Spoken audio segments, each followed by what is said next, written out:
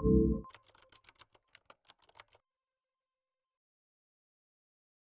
everyone, thanks a lot for joining today. Today is our third episode of Tech Talk with Gumlet. We are covering about how to build high growth digital media in 2023. We are joined by Sankalp, who is CTO at Sportskeeda, Viral, who is VP in digital media at Sandesh, which is a online and offline newspaper based in Gujarat. Nigel, who is a Chief Digital Officer at The Print, which is a publication based out of Delhi, and Swapnil, who is Head of Business at Sakal Media Group. Thanks a lot, everyone, for joining at this hour. We really welcome to you and those of our listeners who are on YouTube. Thanks a lot for tuning in. Those who are not aware about our recent launch, which is a podcast. So we also launched this Tech Talk as a in a podcast for all podcast apps. So do tune in if you really want to listen to this when you're stuck in traffic or something. Hey everyone. Good to be here, and thanks for the invite, Aditya. I'm Sankalp. I'm currently CTO at Sportskeeda. We are the largest sports website in India in terms of user base. We are one of the top 10 websites in US, and our objective is to be number one in US as well, obviously. And yeah, it's we have grown leaps and bounds over the past few years, and we continue to do so. And I'm just really looking forward to an insightful discussion with our panel. Hello, everybody. I'm Swapnil Malpathak. I'm from a 91-year-old organization called Sakal Media Group. We run 3 newspapers, 2 TV channels, and around 9 websites on a whole, out of which 6 are news websites. Uh, the digital part started 3 years ago for us. We are late to the party, but growing at breakneck speed. That's it. Thank you. Hey, hi, I'm Viral Gandhi. I head a digital business as a vice president with Sandesh News Media. Sandesh is a regional Gujarati news publication house. It's like 100-year-old news publication house. We have 360-degree presence in news, which is like a TV, print, and digital. Uh, yeah. Hi, I'm Nigel Eccleston. I'm the CDO at The Print, which is a 6-year-old online news organization. And 4 pillars we believe our strengths are politics, policy, governance, social change. And we always believe in reporting the news and being non-hyphenated. So just get started. What or like a first thought about news and media and the way we are like as a startup or smaller companies is just to how to get started, right? In fact, many of you uh, are already part of a place where they started, like especially the digital part started very recently, or the entire group is in on the digital side is very nascent, or has grown out when you were in the company. Maybe I don't know, but maybe Sankalp can tell me if it is I'm right or wrong. But maybe I think Sportskeeda was also started by very young folks, maybe I think 12, 13 years, 15 years ago, who were sports enthusiasts, if I'm not wrong. Um, but yeah, so the question is basically how hard or easy it is to get started today, especially in digital space, considering that you don't need like a ton of upfront investment of offline or anything. What are the hurdles that somebody will face, and if somebody wants to launch it, uh, what is the best way to get started in some way? But happy to know your thoughts. Yeah, absolutely. I think a very good opener of a question there. So Sportskeeda, like you correctly mentioned, we started a few years back, and we were sort of born online, right? We never had a print version or not or a TV version, right? We were an online born and online only company. So that puts us in a really unique position because we've sort of grown along with the web, like how the technology has evolved, how the platforms have evolved, how the distribution has evolved. We sort of organically flew through that flow, and obviously there was a lot of hard work by our team, but we also got lucky a bunch of times. And if you're lucky long enough, you grow up to be a really large business. So that's what our target is, right? So in terms of, I think whether it is easy or not, I would say it is both easy as well as hard. It's easy because the tools are right at your fingertips. In fact, our own journey, if we were to start Sportskeeda now, a lot of the things that we did early would just not work, right? But at the same time, the amount of tools that we would have at our disposals would be just way too many.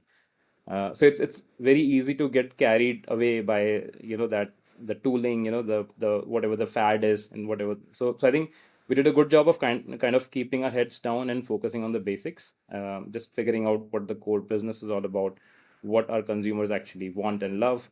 And so I would say for someone really starting out, it's easy because things are accessible, but it's hard because not only do you have more competition, but also a lot of internal confusions with respect to how to approach with a specific strategy. So if I had to sort of give you an advice, I would just say stick to your guts and just focus on your consumers first, because that's what it is all about. Anyone else's thought? Maybe Viral, you just, I think, very joined. I think Sandesh is very when it was very small, especially the online one. And That's true. That's true. Yeah. So, Sandesh, I had joined 2 years back, and the thought process was after shifting from the Corona trend, so that offline media completely shifted to online.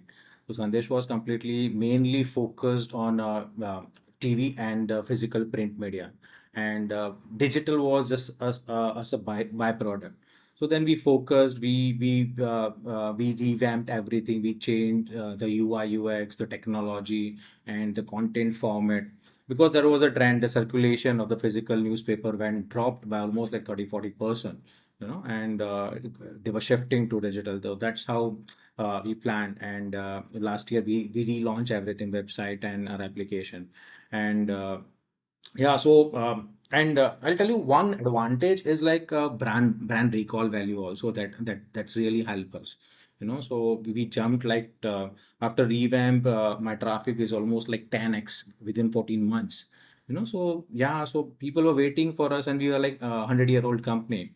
So yeah, so that's really help. And technology, people are really now technology savvy, and the information is very easily accessible, across all formats, and the entire news format got changed. So people are like very impatient now. They want very crisp news and move on S word, A word, and everything. Yeah, we'll talk later. But this is how the trend moved on, according to me. Swapnil, Nigel, any thoughts on that? Well, unlike Sankalp and Viral, we at the print, it was a brand new brand, right? We didn't have any brand recall value, anything like that. So we had to actually start from the ground up. But and we are also a digital only platform. But we have the fortune, I think, of having founder, of course, Shekhar Gupta, and a whole host of uh, my colleagues who are from a print background. So news was ingrained in them, and although there are differences between print news and digital news, the practice of going out and obtaining that news and putting it out there, that is something that we thankfully had an advantage on. We weren't we had an experienced team. Of course, it slowly built up, but we started off with a small but experienced team who understood news, and I think that was a huge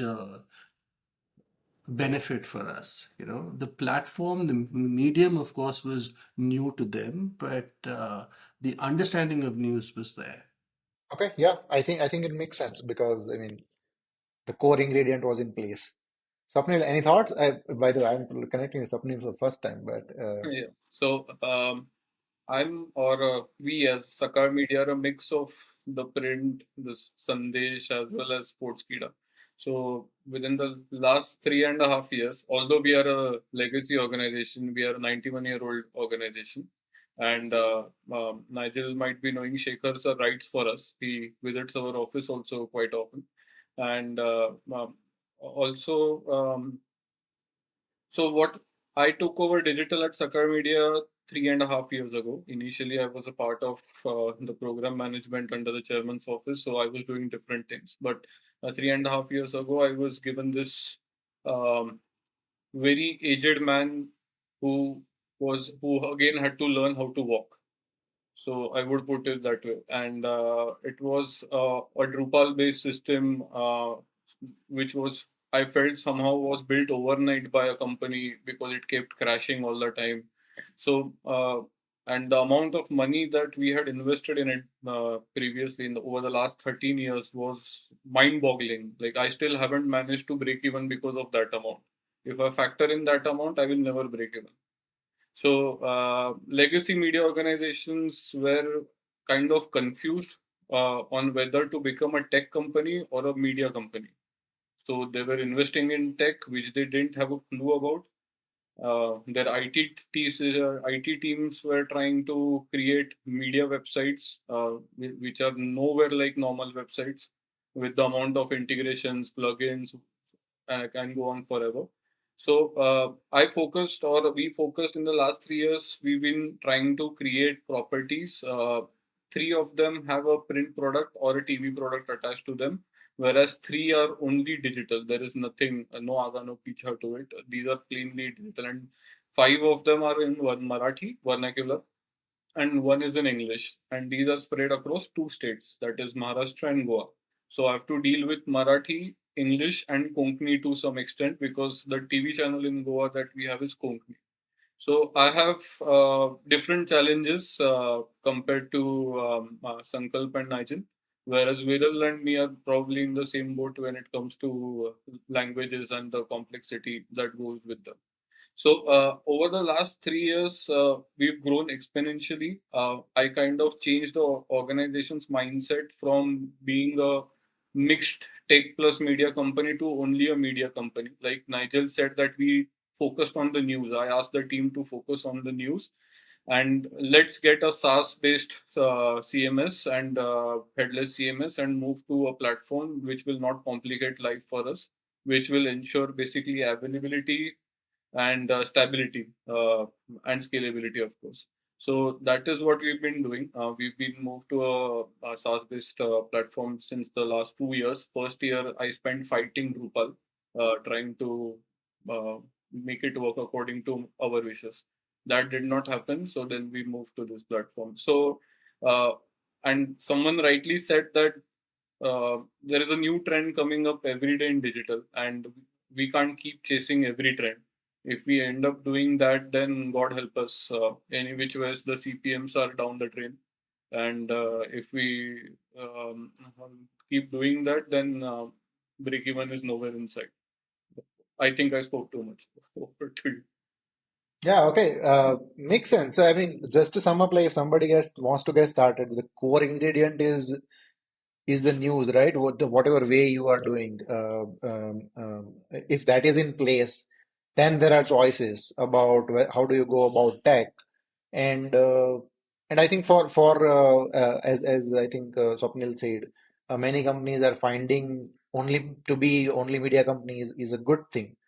Whereas I think Sankalp, your tech is like full in-house, right now, That's correct, Aditya. because you started as tech first. You Yeah. could say that. So yeah. Yeah, and I actually appreciate Swapnil the decision that he took. I think if someone asks me, I want to start this tech first company, I always question them, and of course this might seem ironic coming from me, but I ask them why tech first. Why are you so excited about that tech part of it? And they don't have a very good answer to it. It's usually just to look cool, to sound cool, get the good talent or whatever. Some people want to have the amount of control that owning your tech can build, and we essentially started with that thought, and that's and hopefully and thankfully it's worked out well for us, because what we did, there were a lot of trials and tribulations, a lot of errors. I fought with 10 times the systems that Swapnil did, and uh, and yeah, essentially, I think the good thing was that our goal was clear, and with every iteration, we kept on refining towards that goal. But yeah, I would say if you are starting out, if you're starting a digital business now, it is best to just go with what works and just go for it. Just focus on your core business.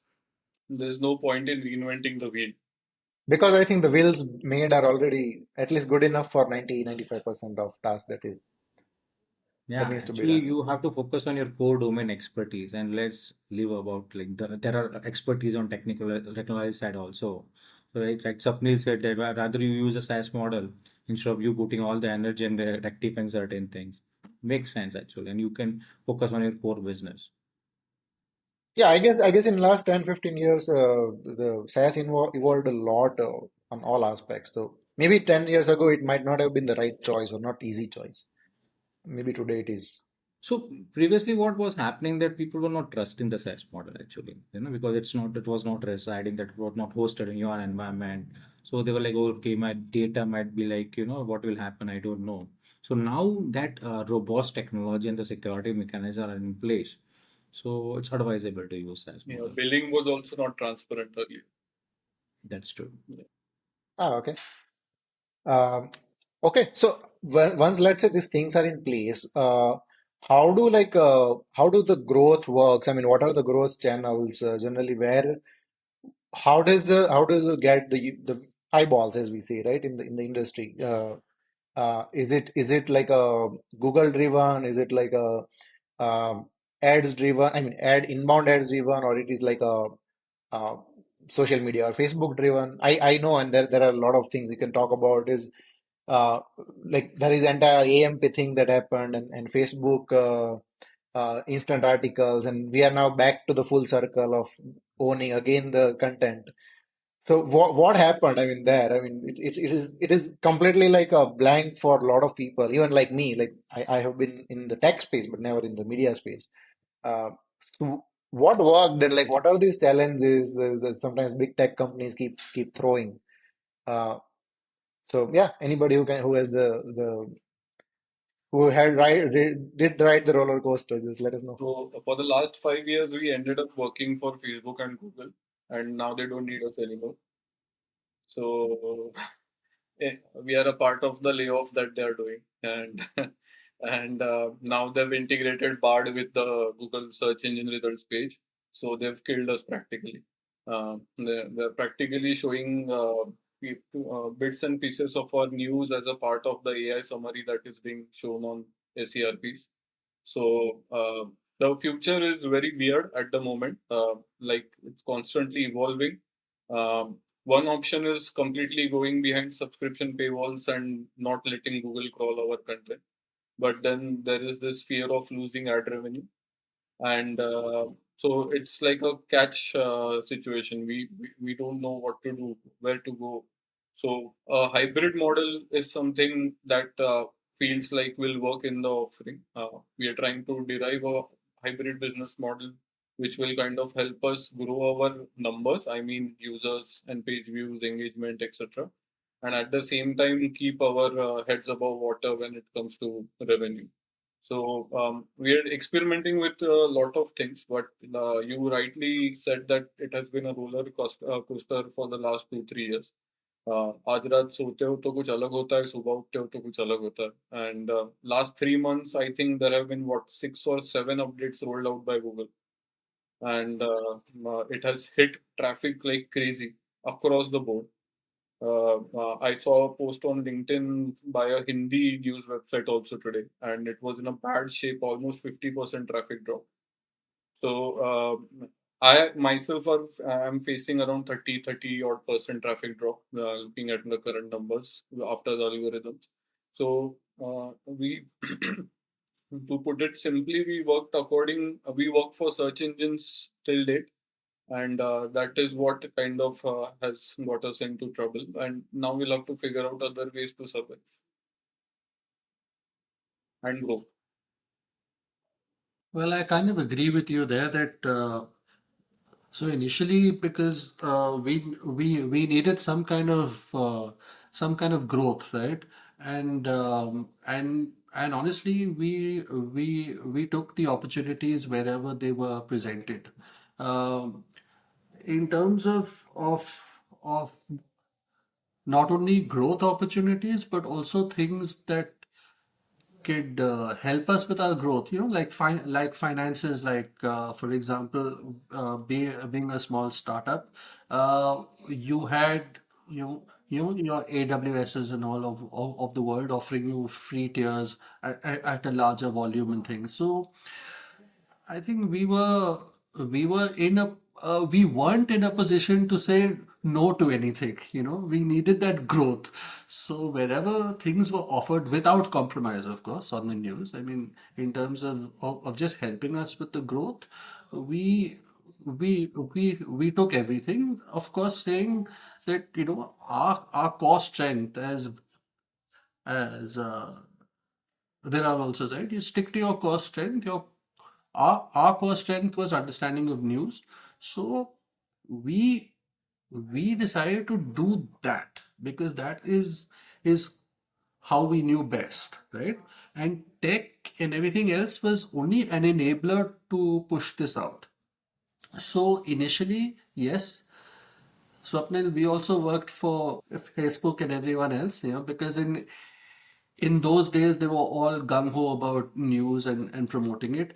Now, in the last few months, it's been almost a year now where they have decided to just stop their focus on news completely.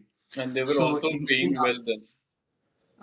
instant articles and the revenue from that also has gone. Not only traffic, but Facebook as a platform is, I mean, I still think it's a great platform used for virality and things, right? Now we have got a whole new bunch of platforms like Instagram and Threads and stuff, but I don't think they have still done as much for organizations like ours as much as Facebook had done in the past. But having said that, Google is, I think, if I may say so, still everyone's BAP as of now, right? We still doing, but the amount, as you said, the amount of changes that they have brought about, it has left me and us also at the print reeling because I mean, we aren't into this, right? Our job is something else. So trying to keep up with the changes, the constant change this, change that, change every month that they roll out something or every update that they bring, a September rollout, the October rollout.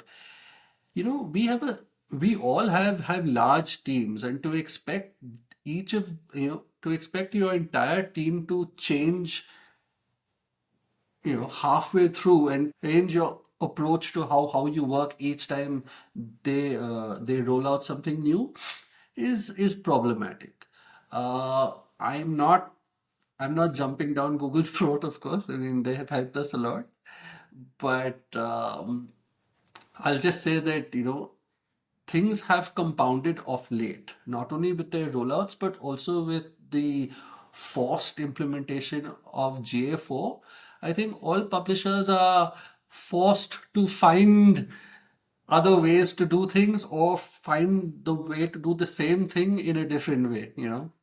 At the moment, I can honestly say that I'm not up to par with all the changes that have occurred. I'm still trying to find my way, and I'm at times I feel ashamed to say that I have this kind of a role in the organization, this kind of a designation, and if somebody asks me something about a new thing that's happening at Google, they are more often than not I don't have an answer for them. So growth is something we have used others in the past to come up to par, but then to see I a lot of platforms, as you said, have seen this downward trend because of and to see all that growth kind of go away and not have a vision on when and if it'll come back and how is problematic for me. Fair enough. And I think very fair criticism of these large platforms, both by Swapnil and Nigel.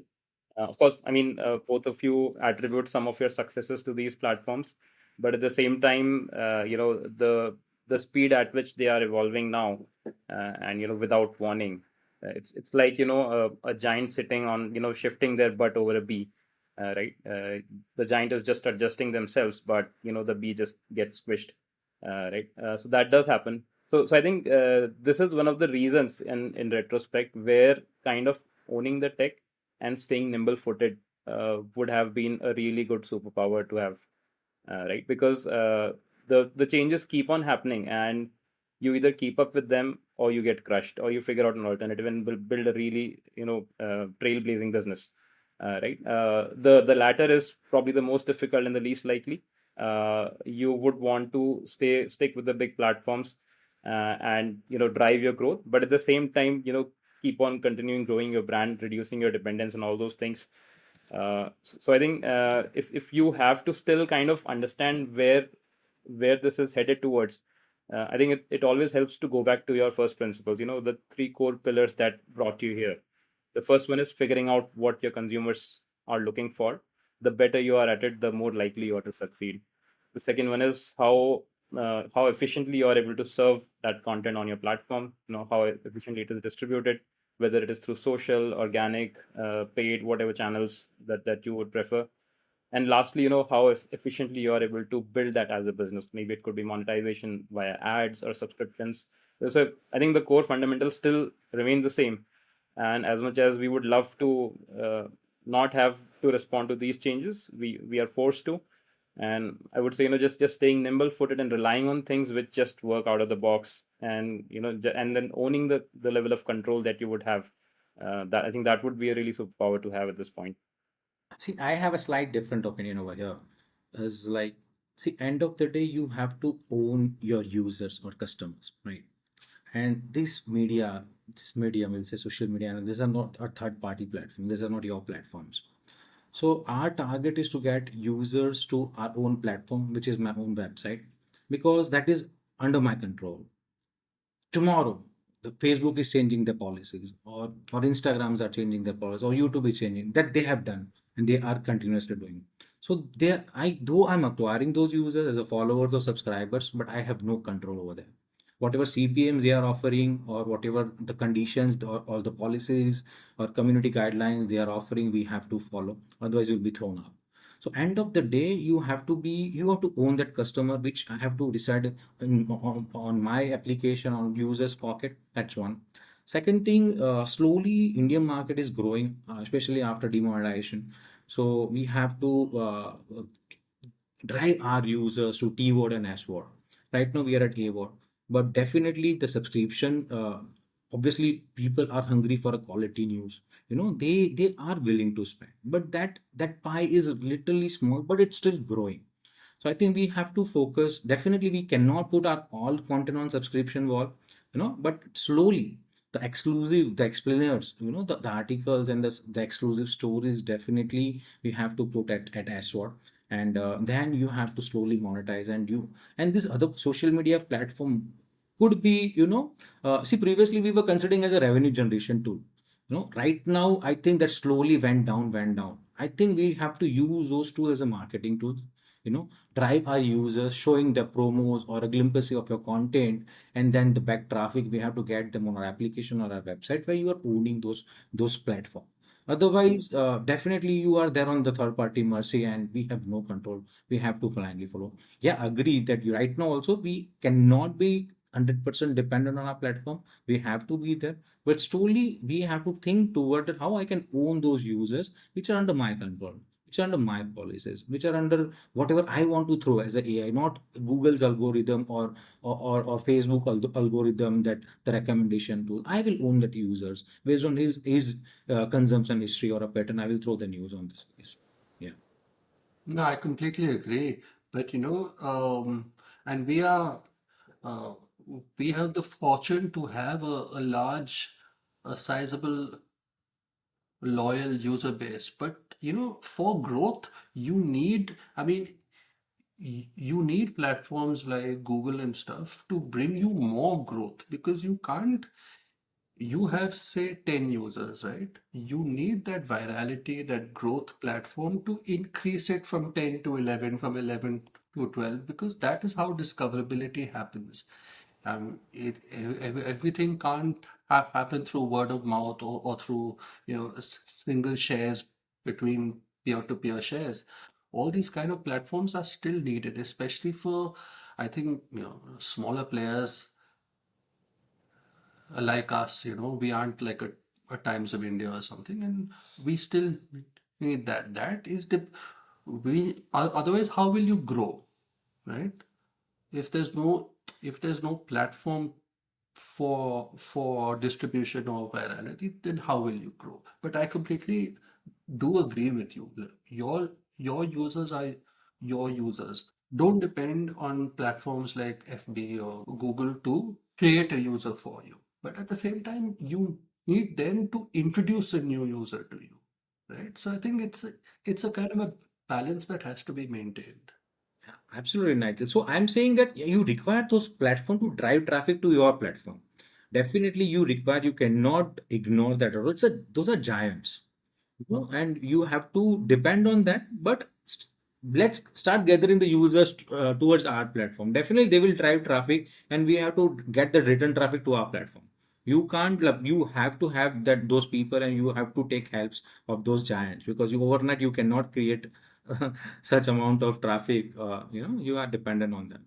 Yeah, in a way, I think we also, obviously, we are not running any news and media, but in a way, we are running like very teeny tiny small organization, which works like a little bit of news. I just thought it right now that we publish all the blogs, like we have cadence about like publishing 15 blogs a month, just like publishing stories. We do have like YouTube channel, we do have like Instagram, we have a little bit of engagement, not too much there. But we do rely on them even to get traffic on let's say Gumlet, right? Where people come up and as then Viral said, um, then they become our user. We are not dependent on Google to give us our monthly revenues, but then we are dependent on Google to give us that growth. That is a really right way to look about it. And then try to own the user. I guess mostly like the apps would help publishers do it very well, right? If I'm not wrong, that users are always like maybe push notification, they come back or things like that. Those might be good hooks, if I suppose. Uh, but yeah, Swapnil touched base upon this thing, and I think everybody else did as well. So there are two aspects. One is there is like how is the monetization working, and what are the alternate monetization in terms of like uh, subscription versus ad powered and any other things out there. Plus, like in monetization for some organization, I'm not sure how much of yours, but some of the organization that we talk to, YouTube itself is a very big chunk of revenue for companies. And depends on companies to company, but some companies are like had a very big chunk of revenue coming from YouTube.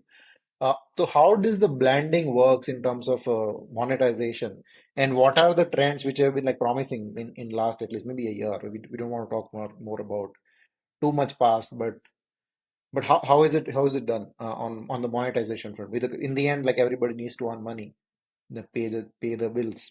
For example, if I give my example, like we do all this media blogging, all the activities with a view to get the user, and then they will subscribe to our service, and they will pay us. That's the only monetization that we have right now. But yeah, I mean, in media case, obviously you have multiple options. So which one is like good one? So traditionally, we were all ad-based completely, and the eCPMs then were fantastic. Uh, I could only dream of those eCPMs now, the eCPMs that we got 3 years ago. And after COVID is when we lost our eCPMs. But initially, we were happy with the amount of ad revenue being generated. I remember my revenue split was like 70% used to come from indirect, that is the Google inventory and other partners, and 30 was direct. Because then it was a hard time making people understand why should they advertise on digital, even big brands. So if you call up like a big time agency in Mumbai and talk to them about podcasts and inventory on podcasts, they will ask you questions like, what is a podcast? So these were the things that we were dealing with, and ad based was doing fine initially. And I think Sankalp was going to talk about YouTube. YouTube is something still making money for us. So by my company founders vision and God's grace, we have two TV channels, so I have a lot of video content. So I have decent ECPMs coming in from YouTube and a lot of other video platforms that we are on as well. So still, I would say the contribution from indirect has come down to 50% now. In the last 2 years, I've managed to build a sales team here. So we've gone to market. We are trying to sell, but it's very difficult for a regional media house to sell ad space and that too on digital because our clients also inherently are local. So people based in Pune, Kolhapur, Satara, Sangli, and they have very limited understanding of digital. And whereas the national brands prefer English outlets and Hindi outlets because they give a better reach and better result. So monetization traditionally, like I said, ad based was the way ahead, but then slowly now we are transitioning. I have worked in the last 6 months to set up an internal agency. I came from a digital marketing background. So I set up an internal digital marketing agency, and the idea was to service internal businesses, but it turned out I could make money by servicing our clients as well. So Okay. so now it's a hybrid business model. So let's say a real estate player buys a full page, front page ad in the newspaper. So we offer digital services along with that. We say that we will generate around 100 leads for you as well, quality leads. So we run campaigns, we generate leads, we hand them over to the client for nurturing. And of course, long run, we are targeting subscription. We've already started work. Now we are packaging 6 websites into one subscription so that has some value for the user. And that is the plan on the monetization front. Sankalp? Sounds good, Swapnil. I think I'm I'm able to truly appreciate the creative way you're approaching this problem. Because what was like a unique challenge, you turned that into a unique opportunity. How can we upsell the existing customers into something that we can do well, right? Which is digital to a large extent. I think YouTube or Instagram or any of these things, these platforms also have evolved over the last couple of years. There is more short content, like shorts and reels and that kind of stuff. And it has not been done in a vacuum. It has been done in a response to a demand after studying the user behavior, especially of the post millennials, the Gen Zs, right? So what do they want and how can we package it for them? So if you as a brand are trying to succeed on these platforms, again, the basics is follow your consumer. And if your consumer is that someone who appreciates short content rather than long form, you're much better off producing that rather than and then then there is this contrast, not just the shorts but also podcasts which do really well in terms of long form content. And then of course there are shorts minted out of that long form podcast, right? So I would say, you don't really have to continuously keep up with the trend. You still have to just focus on your basics. What is it that your customers are looking for? And trends is a very good proxy for understanding what the customers are looking for, because something is trending not because platforms are shoving them down the throat, because they have enough study, and you're already standing on the shoulder of the giants. They've done the study for you, they know this works, and they're packaging it for you and distributing it for you. So whatever, if it adds an extra chunk of income to your business, just go for it. And of course, the core principle being that build your brand, focus on your core business metrics, and just pounce on any opportunities that come your way. And if you're nimble footed, I think these are like very good quick wins that you get, and they accelerate your growth towards owning of your own audiences.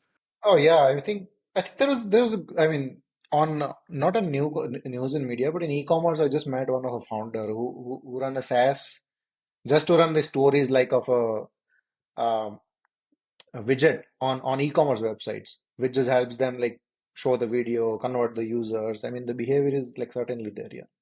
Think me and Swapnil are on the same boat actually. So being a regional media, it's really difficult to sell, direct sales are not that easy. But the advantage what we have, so we have a strong presence on TV and print. So we bundle things, and that's how it's little easy to keep selling. But yeah, so direct sales is definitely now have increased compared to indirect. So we do aggregate and aggregate content also, and we distribute our content to various platforms directly, and they can power our content. So that is also another way of monetizing our content. But the dependency, the social media, how it was working previously, so definitely the CPMs have gone completely down, and Facebook, definitely the instant article got stopped overnight. But thanks, Swapnil also having the TV channels, we also have. So we have like good short of content which we upload on a daily basis on YouTube. So which is really helping us in terms of revenue. But yeah, we are also working completely on our SVOD. So subscription walls, we are working while we are talking. We are already doing our UAT testing to get it launched in various countries, to start with a pilot, how we are getting response, and slowly we will as I said that we don't want to completely get on a paid model. Certain articles or certain premium content first we will put over the behind the wall, and that's we want to test those. Still, I think India market is growing for the subscriptions, so they are not like easily there's a very niche market, but yeah, it's growing. So we are working towards monetizing various platforms. Right? Okay, and on the video side, I mean, obviously, like that you brought up, and so what is generally like working right out of the box? Is it like a videos, SVOD, AVOD, or is it like a only YouTube and nothing else? Just uh, take the whatever YouTube paying. What are the monetization strategies, and even like a long-term business objectives? What is good on video side, not only the text media side? Sure. So there are two things with us mainly is like one is video, and another popular thing with Sandesh is e-paper. So morning we publish at 6:55 e-paper e-version, and that's a huge traction. So I'll tell you one thing that the loyal customers really wait. Okay, so if sometime it happens that one page is not uploaded properly, we receive calls to our office from the users actually, and we are like so happy that in this era also people are calling and waiting for a e-paper. So slowly we are thinking to keep that e-paper also behind the wall, not completely. Certain supplementaries will be free, or certain premium pages will be there. Yeah, so that is one of the great traction what we have as e-paper. And another thing, definitely the videos. We have like huge volume on a daily basis, and not only on YouTube. We have our own application, and the website. The traction is very good. Within like you can say we launched 14 months, we got organic a million installs. So to be very Ah, frank, okay. we have not spent a single rupee on any any network till now in an entire Sandesh era. So as I said, that the brand value is so huge, and the recall value is so amazing that that entire 1 million install base is completely organic. So that is advantage, and because of it is organic, we can the retention is very easy for us, and the churn is not that huge as standard like 70 or 75% industry practice. So that's an advantage, and we want to completely focus on our application, and we want all the users to be on our application and slowly behind the wall paywall. Oh, okay. That is impressive that you got in like 1 year got all these installs. Um, but yeah, anyone else has a thought about like videos as a media? I mean, as a news. Maybe Swapnil, you own a TV channel. How is it working out for you? So YouTube is a major revenue source there. I would say almost 90% of the video revenues are coming in from YouTube at the moment. 10, not 90, I would give it around 75%. 15% are coming from Facebook, because even if they stop paying for instant articles, they are still paying for videos. So we're still making a bit of money there, and rest of it is through direct sales. So we try to sell video inventory, pre-roll, mid-roll, end-roll, skippable, non-skippable ads. Uh, we use Dailymotion as a video player, so we have this option of kind of putting in our own inventory. So That is there, but the direct sales when it comes to video is very limited since we have limited targeting options. But if we are running video ads through our DFP, then it makes sense. And sometimes we do get those video-based campaigns, but majorly the money is coming from YouTube. Okay, so let's just touch on this last topic for the day. Before we wrap up, is about I think we briefly touched upon it about the generative AI and the latest technology and also the fake news. I mean, so how are these things tackled currently? I was checking this. I mean, I never used Twitter by the way on web, but recently I started using Twitter on the web, and I saw that it has like fact checking box on under a tweet, which is very popular. Uh, I don't know whether they do it automatically or they have like some signals there. Uh, and how about the generative AI thing? So what things are going on there? Yeah. So Aditya, the thing you're talking about, I think, is community notes, right? The community notes thing.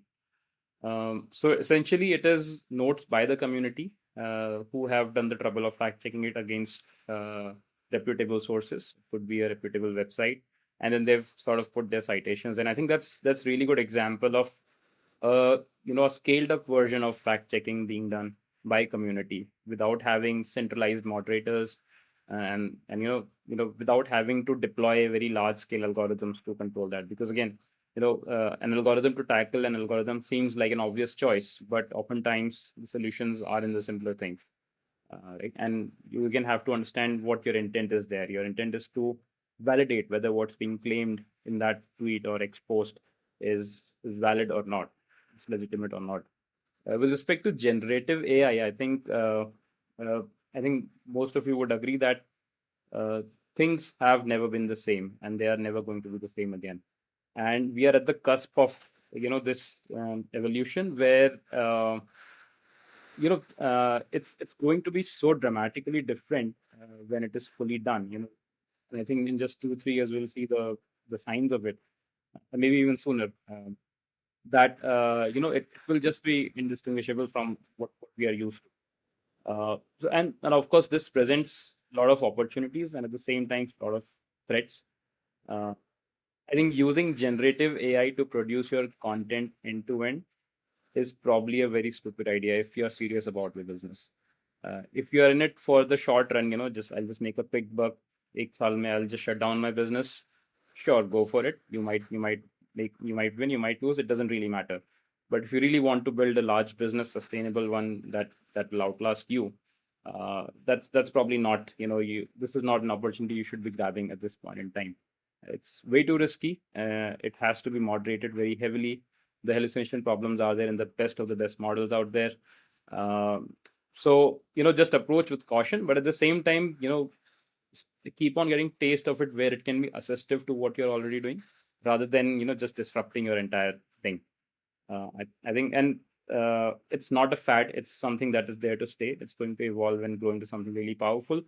But your core business is something that should be assisted by it, not be detrimental to it. So that's my thought. Yeah, absolutely. You know, way forward for all of us, and I think for all news organizations anyway, is the transactional model, which is subscriptions. I think ads, as we go on and on, the ad revenue will fall. So the only way forward is, will be through subscriptions. And who will be paying for this? Your loyal users, right? And they are paying for value, right? And that value cannot come from generative AI, as far as I know, right? It can only come from you. We have already spoken about core values, core business. Our core expertise amongst all of us is news in some form or the other, right? Sports news,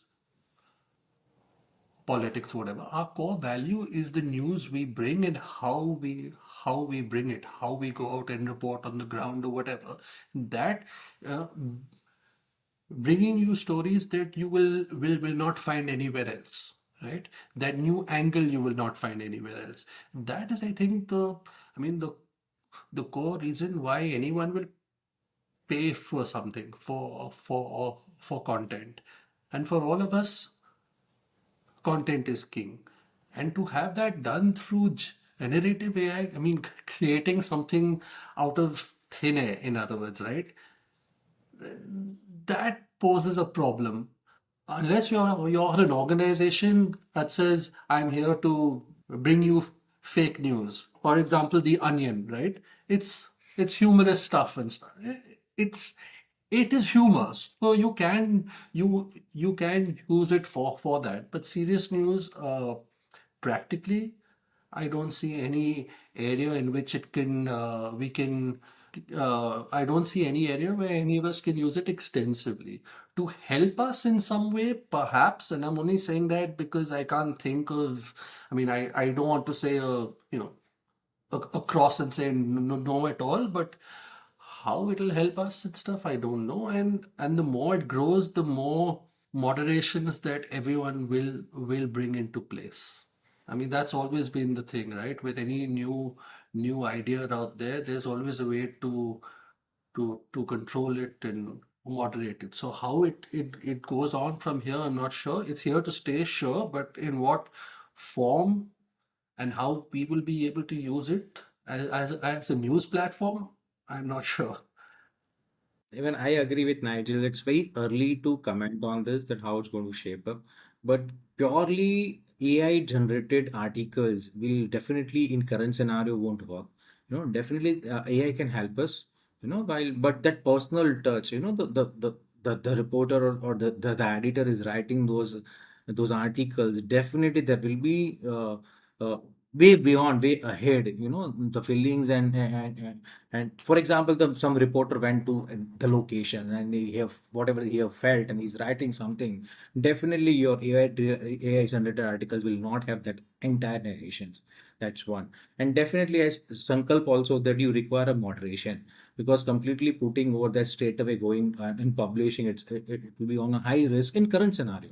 We don't know moving ahead how they are implementing the logics and the algorithm and how they are going to rectify. But yeah, in current scenario, it's difficult. Another thing you were talking about, Aditya, was like fact check. For the regional news, I can't imagine that how fact check is going to happen automated. Because something like in a rural market, something has happened. How you're going to go and cross check with your automation setting, the server setting, and some AWS servers. With the AI driven, it's completely impossible. Yeah, somehow, some way you can have that 50-60% on a national news, or some viral thing. Definitely, it might help. But again, fact check directly, completely 100% dependent. I seriously doubt it's going to work. Well, something has to be in place at some point in time soon, because although I think we all agree that we may not be able, I mean, we will not be using it, the danger is always that someone else will be using our articles as a source of this, right? There are things that we can do which a whole bunch of organizations have already done and blocked chat GPT and bard from their robust.txt. But I mean, there's only so much that you can do. You can't prevent someone out there who going and using your content. So outside of our organizations, although we may not use it, we also have this. We also face this issue of others being able to use it.